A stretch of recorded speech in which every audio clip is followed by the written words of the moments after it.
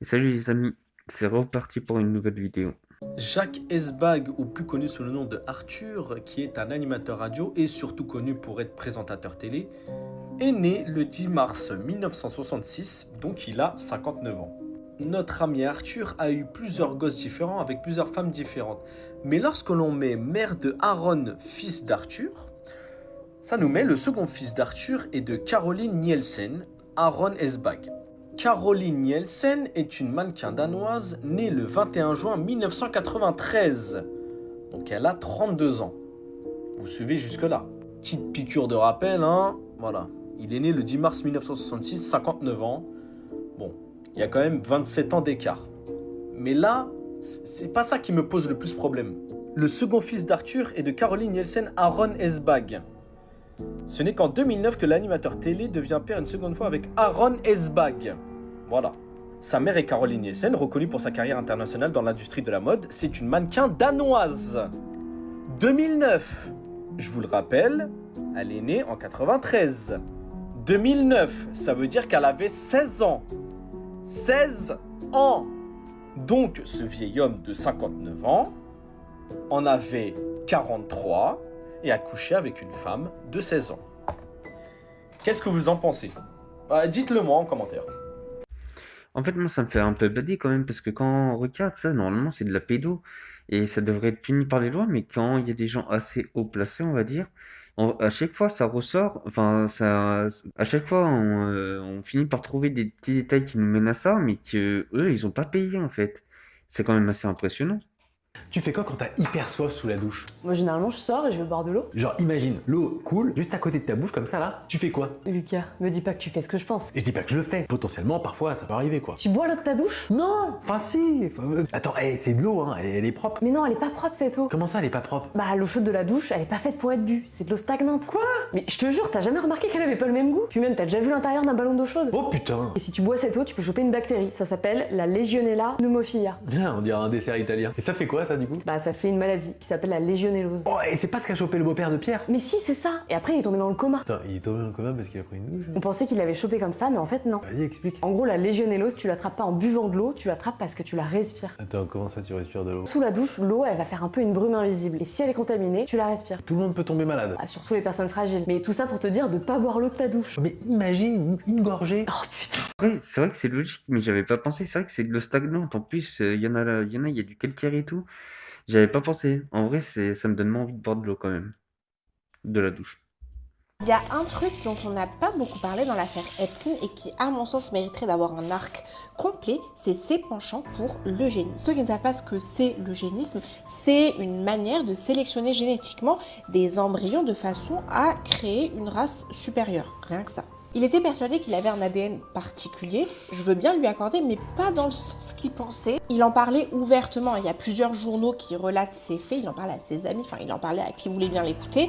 En gros, il voulait ensemencer l'humanité avec son ADN, comme si un seul ne suffisait pas. Il envisageait de mettre enceinte plusieurs femmes à la fois. Il pensait réellement qu'il avait un ADN supérieur à la moyenne, et l'idée pour lui c'était de créer une élite génétique. Pour ce faire, il avait acheté un ranch au Nouveau-Mexique, un ranch immense où il y avait des dortoirs pour femmes, un centre de recherche scientifique et un immense dôme au milieu qui ressemblait à un temple. Son but là-bas c'était de ramener une vingtaine, une trentaine, une quarantaine de femmes qu'il avait sélectionnées pour leurs atouts génétiques et de les inséminer en même temps et d'observer en fait ce qui allait se passer et comment ces bébés allaient évoluer, tous provenant de son ADN à lui. Il a contacté des généticiens, des biologistes, des chercheurs en intelligence artificielle pour lui permettre de réaliser ce projet-là. Son cheval de bataille, si je peux appeler ça comme ça, c'était l'intelligence. Son but, à la base, c'était de créer une population d'enfants extrêmement intelligents avec des QI très élevés.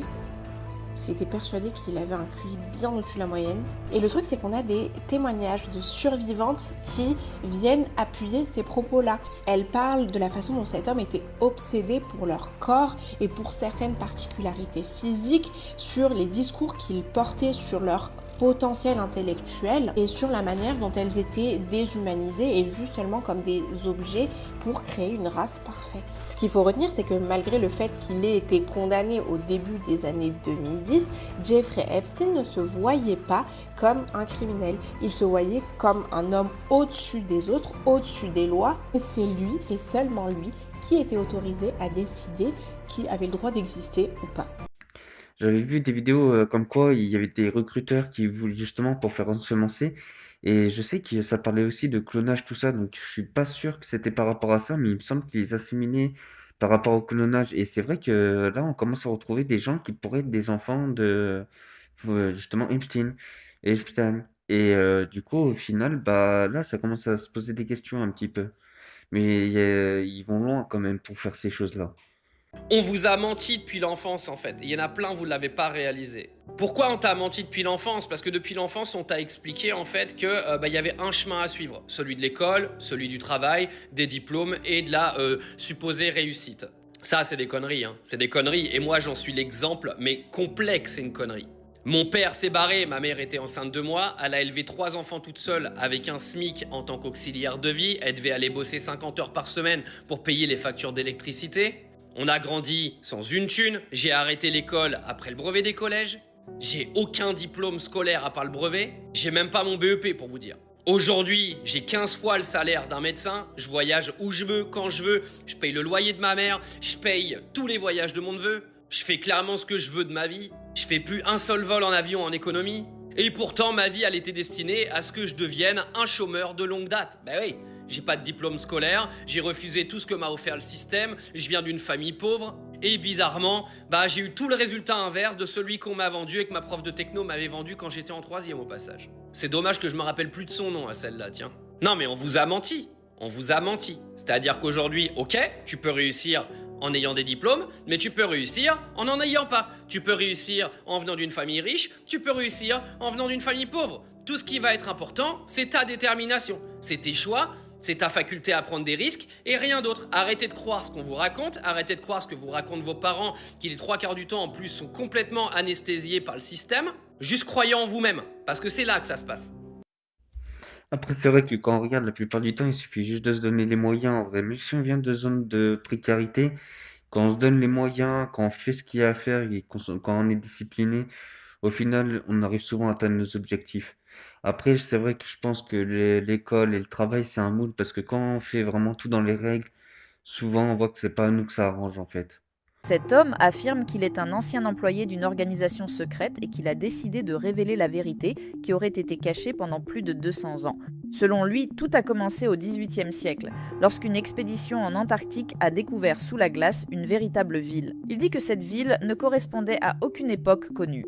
L'architecture paraissait bien trop moderne pour son temps, et toutes les tentatives de datation auraient échoué. Ensuite, cela devient encore plus étrange. L'homme affirme que la ville ne venait pas de notre monde, mais d'une autre réalité ou du futur, et que c'est précisément à cause de cette découverte qu'une organisation secrète serait apparue, prétendument pour contrôler ses connaissances et ses informations. Le plus effrayant, selon lui, c'est qu'au centre de la ville, ils ont trouvé une prophétie qui parlait explicitement d'une personne qui, un jour, révélerait la vérité. Et il est convaincu qu'il s'agit précisément de lui. Il affirme que tout cela a été caché non pas pour la sécurité des gens, mais simplement parce que, soi-disant, les gens n'ont pas besoin de connaître l'existence de cette ville souterraine. Mais pourquoi? Et s'agit-il d'une nouvelle théorie du complot ou d'une personne qui sait réellement quelque chose? En vrai, il y a tellement de mystères là-bas que je sais pas si c'est vrai ou si c'est pas vrai, mais c'est pas impossible. Et ça pourrait expliquer aussi pourquoi, en partie, ils ont pas envie qu'on aille vers là-bas. Après, je pense qu'il n'y a pas que ça comme raison, mais ça pourrait en faire partie. Pourquoi tout à coup les États-Unis, la Chine et la Russie s'intéressent-ils autant à un énorme morceau de glace? Qu'est-ce qu'on leur a dit qu'il y avait là-bas au Groenland pour que ces grandes puissances s'y intéressent autant? D'abord, je veux que vous voyez ce que j'ai trouvé sur le Groenland grâce à Google Maps. J'ai découvert qu'il y a des aéroports au milieu de nulle part. Enfin, pas vraiment des aéroports, mais plutôt des pistes d'atterrissage pour avions, là où il n'y a personne. Elles sont situées dans des zones extrêmement isolées, totalement éloignées de toute civilisation. Et par exemple, il y a des zones qui sont censées être uniquement de la glace, mais qui sont censurées. Pourquoi ? Si tu zoomes trop, la censure s'active automatiquement et ça arrive surtout dans les régions du nord du Groenland. Alors la question est simple, qu'est-ce qu'il pourrait vraiment y avoir au Groenland au point que plusieurs grandes puissances veuillent absolument ce territoire? Plusieurs historiens spécialisés expliquent qu'il y aurait beaucoup trop de technologies perdues créées par l'armée du moustachu pendant la Seconde Guerre mondiale et qu'elle aurait été transportée là-bas pour être enfouie sous la glace. Pourquoi? Pour qu'il n'existe aucune preuve de guerre. Pourquoi encore? Probablement parce que ces armes qui n'ont jamais été utilisées contenaient des niveaux très élevés de radiation. Les détruire aurait été catastrophique car cette radiation aurait contaminé énormément de choses comme les aliments, les récoltes, les matériaux de construction et une infinité d'autres éléments. On parle aussi de possibles restes de bases allemandes où des ovnis auraient été capturés et où ils auraient tenté de copier leur aérodynamique. Il existerait donc des usines abandonnées d'aéronefs circulaires et c'est au Groenland que toutes les expériences auraient été menées. Mais il y a une deuxième théorie encore plus troublante. Certains disent que le Groenland est en réalité une prison. Mais attention, pas une prison pour les humains, une prison pour quelque chose. Quelque chose qui serait là depuis toujours. La glace agirait alors comme une barrière de confinement, une protection pour que nous restions en sécurité. Qu'est-ce qu'il pourrait garder là-bas? Des bactéries. Le Groenland serait rempli de bonnes et de mauvaises bactéries et certaines d'entre elles pourraient détruire n'importe quel système immunitaire en quelques secondes. On dit même que ces bactéries pourraient lutter contre l'intelligence artificielle, après je ne sais pas comment, mais qu'elles pourraient détruire une machine sans aucun problème. Ce seraient en gros des bactéries capables non seulement de consommer la nature, mais aussi des éléments artificiels. On parle donc de nombreuses installations et laboratoires destinés à étudier ces bactéries et virus préhistoriques dans le but, un jour, pas si lointain, de peut-être les transformer en armes de destruction biologique. Et attention, ces armes seraient extrêmement efficaces, car elles seraient impossibles à tracer. D'ailleurs, sur Reddit, en 2009, un témoignage est devenu viral, l'histoire du secteur K119 en Groenland. Une personne racontait qu'elle avait été emmenée là-bas sous de faux prétextes pour soi-disant enseigner la langue des signes. Mais en réalité, elle aurait été utilisée pour une expérience, implanter la connaissance de la langue des signes dès la naissance, afin que les humains naissent déjà capables de communiquer avec des personnes sourdes.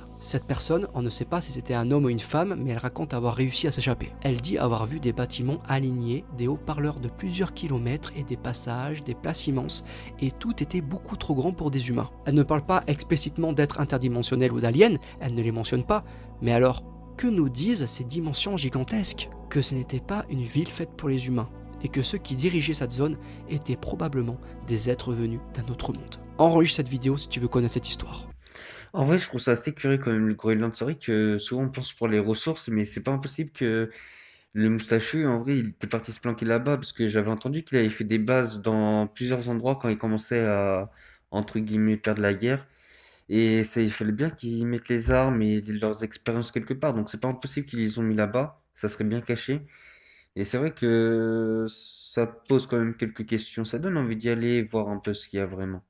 Tu t'es déjà demandé ce qui se passerait si on creusait un trou hyper profond dans la terre? Eh bien tu vois là ce capuchon de métal rouillé, c'est l'entrée du trou le plus profond jamais creusé par l'humanité de 12,2 km de profondeur. Pour te donner une idée, c'est plus profond que la fosse des Mariannes. Et même le mont Everest est 3 km plus petit que la profondeur du trou. Et dis-toi que de base ils voulaient creuser jusqu'au centre de la Terre. Pendant 20 ans ils ont percé dans la croûte terrestre de l'Arctique gelé juste ici. Et ce qu'ils ont découvert est fou. Déjà à 7 km ils sont tombés sur de l'eau brûlante qui était là depuis des millions d'années. Mais c'est rien contrairement à ce qu'ils ont trouvé à 12 km. Parce que là, la température monte à 180 degrés. C'est 2 fois plus que ce qu'ils avaient prévu. Dis-toi que la température était tellement forte que la roche ressemblait à de la pâte à modeler. En fait, à chaque fois qu'ils retiraient la foreuse, le trou essayait de se refermer tout seul. Donc ils ne pouvaient plus continuer de creuser. Mais bon, avant d'abandonner, ils ont quand même trouvé des fossiles qui étaient là depuis 2 milliards d'années, hyper bien conservés malgré la chaleur. Donc c'est plutôt cool. Et le truc le plus dingue dans tout ça, après 20 ans de travail acharné sur le trou le plus profond de l'humanité, on n'a fait que 0,2% du chemin vers le centre de la Terre. En gros, si la Terre était une pomme, on n'aurait même pas percé la peau. Et si tu aimes ce genre d'infos, abonne-toi.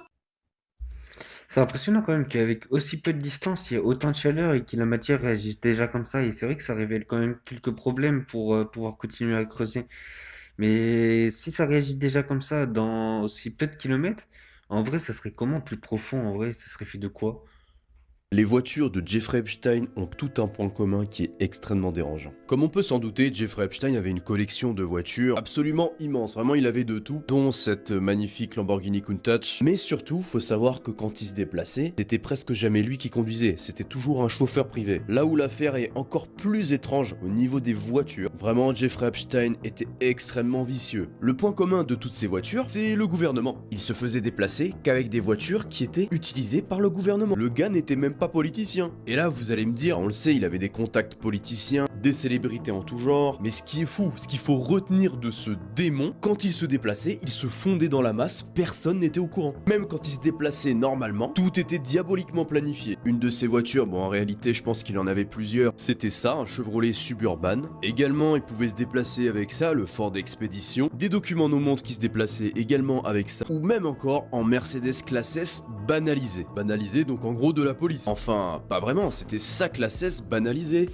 En vrai, c'est vrai que quand même, je trouve que c'est assez chaud et c'est vraiment problématique.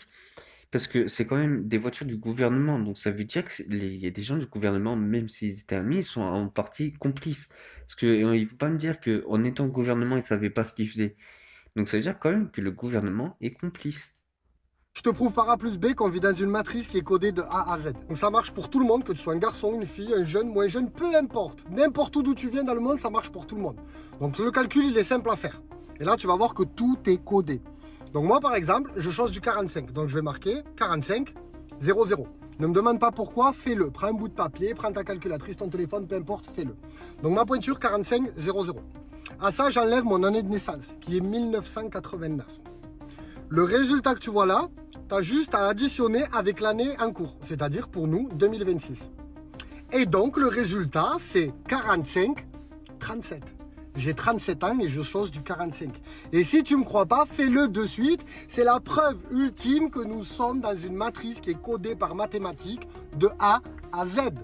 C'est vrai que j'ai trouvé ça curieux, du coup j'ai tenté et en fait j'ai essayé et ça marche en vrai. C'était un peu surprenant. Le gars, il a mangé un avion. Littéralement. Toi, tu crois que t'as accompli des choses dans ta vie, hein. Toi, là, toi, ouais, toi. Tu crois que t'as accompli des trucs de fou dans ta vie. Jusqu'à ce que t'apprennes l'histoire de ce mec qui a mangé un avion. Ce mec, il s'appelle Michel Lotito. Quand il avait 9 ans, il a bu dans un verre et le verre s'est cassé dans sa bouche. Du coup, il a commencé à mâcher le verre. Et en mâchant le bout de verre, il s'est rendu compte qu'il aimait bien. C'est à partir de ce moment-là qu'il a commencé à manger du métal, du caoutchouc, du verre. En fait, ce mec, il avait la maladie de Pica. Donc c'est une maladie où tu as un appétit pour des choses qui ne sont pas des aliments. Tu aimes manger des choses immangeables. Du moins immangeables pour le reste de l'humanité. Mais attends, c'est pas le pire. Au cours de sa vie, il a mangé 8 vélos, 18 caddies de supermarché, 7 télévisions, un cercueil, 6 lustres, 2 lits. Il a aussi mangé une paire de skis et un avion Cessna. Mais quand je vous dis ça, c'est vraiment vrai, je ne plaisante pas. Il a vraiment mangé tout ça. En tant que snack, ça lui arrivait aussi de manger des assiettes ou des rasoirs. Mais quand je dis des assiettes, c'est pas des assiettes de nourriture, c'est l'assiette en elle-même. Et en fait, il se trouvait que ce mec avait un acide gastrique incroyablement puissant. Du coup, il pouvait se permettre de manger des choses que nous, on ne pourrait pas manger. En général, il buvait de l'huile minérale pour pouvoir lubrifier sa gorge avant de consommer des métaux, etc. On estime qu'il a mangé environ 9 tonnes de métal au cours de sa vie entière et il a même reçu un Guinness, donc une plaque de cuivre de la part des records des Guinness qu'il a même mangé. Il est décédé à l'âge de 55 ans, d'une mort naturelle. En vrai, je me dis 9 tonnes de matériel comme ça, c'est énorme. En vrai, ça doit prendre une place énorme. Mais je me rappelle quand j'étais plus jeune, j'avais déjà vu des émissions sur lui et ça parlait un peu plus de lui quand même. Et du coup, c'est réellement vrai, il a réellement mangé tout ça, mais c'est vrai que c'est chaud. S'ils n'ont jamais demandé ta version de l'histoire, c'est parce que la version qu'ils ont entendue est exactement ce qu'ils veulent croire de toi. N'explique jamais ta vérité à ceux qui préfèrent ne pas te comprendre. Je pense que c'est un petit peu vrai quand même ce qu'elle vient de dire. Mais bon, la vidéo elle est finie. Je vous dis une bonne journée et une bonne soirée.